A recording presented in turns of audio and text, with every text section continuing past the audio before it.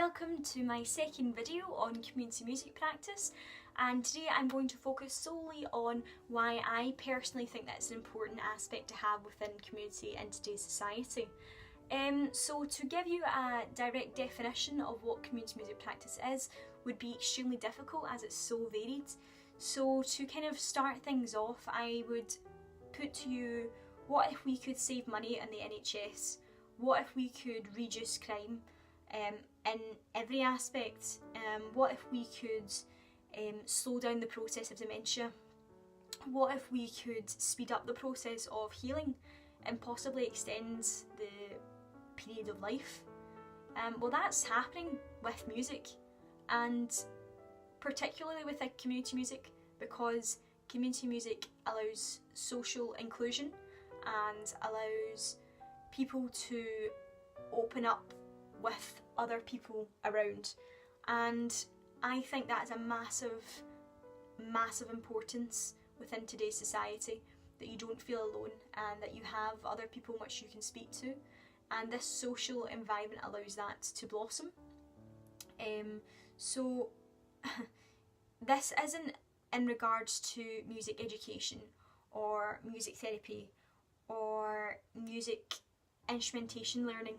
It's not along those lines at all. It's something more than that. Personally, I think it is not a technique or a skill, but it's a way to express yourself in the means of a non-structured environment. Non-structured maybe not the best word to use, because community music sessions are structured, but they're structured to an extent to allow creativity to flow, which I personally feel is different from a setting within a school or within a university or within private set lessons, which I had with my specific instrument many times.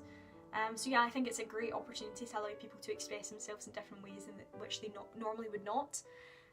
So yeah, to begin with, community music practice is a feature of music and teaching. It is a term that describes an approach to music that is both participatory and inclusive, and as I've said, I think that's of vital importance. It is a session which can be used with both younger and older people, or mixed together.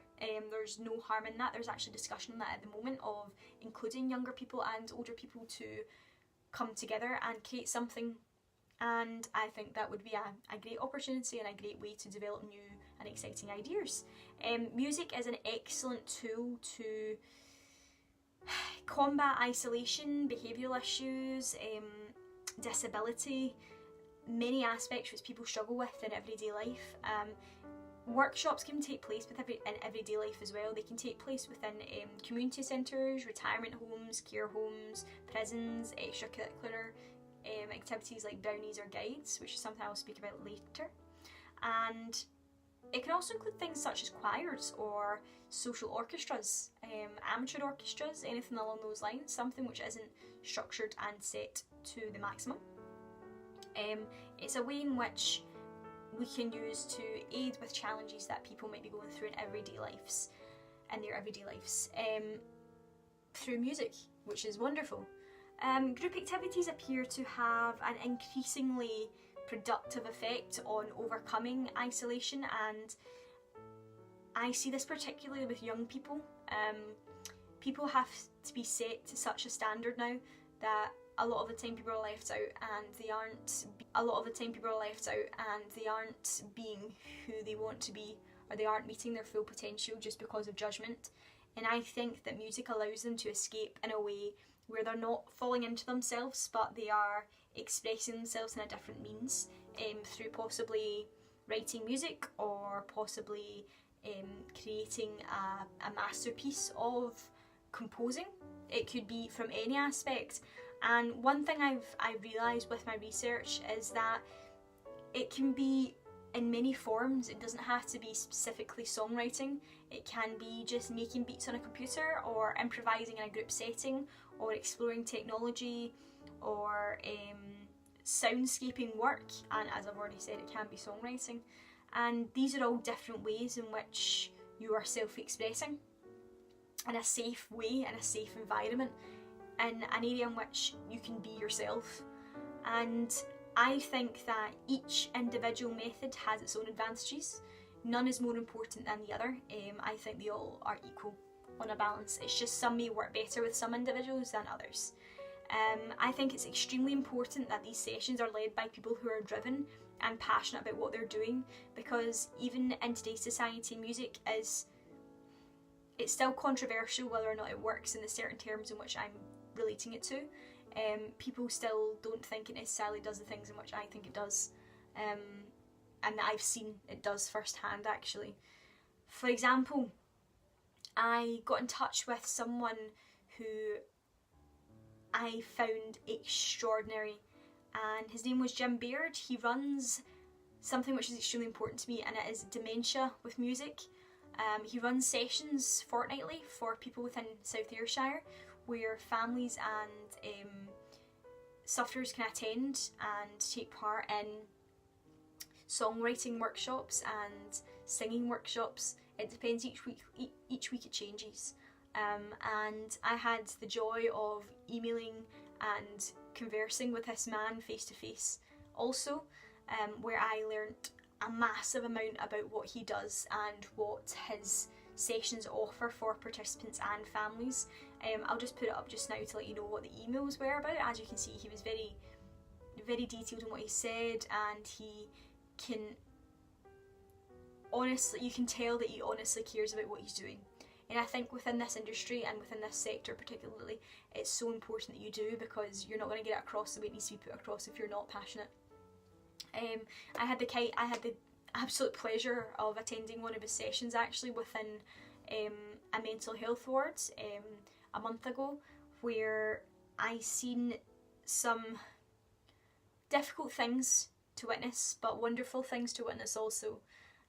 There was one point when Jim was taking a songwriting session, and one lady who, no, it wasn't a songwriting session, it was more a vocal session. He was singing and playing guitar, and they were singing along when they wanted to. Not everyone was participating at the same level, but everyone was participating in some way.